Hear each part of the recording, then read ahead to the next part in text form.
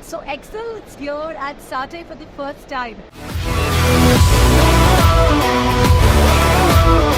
I'm glad to know they aren't regretting it. We have with us the founder and the head of Excel Software, Mr. Mufi. He needs no introduction, the industry knows him really well. Mufi, do you want to tell the audience what it meant to be at every show, investing so much of your energy and being here for the first time at SATTE? SATTE, this is the first time we have come to SATTE, and let me tell you, I am very surprised at the turnout.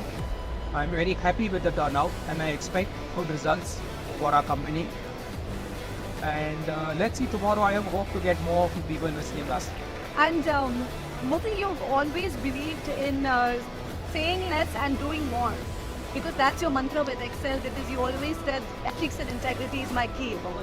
What is it you want to tell the audience that Excel really believes in this mantra? That's what Excel has always been about. We have been all this 32 odd years. We've never participated in any kind of exhibition, and yet we have grown to this scale. So that's the mantra. I mean, we have worked hard. By word of mouth, people have actually gone out of their ways to recommend us to their friends and colleagues in this industry, and that's how we have grown.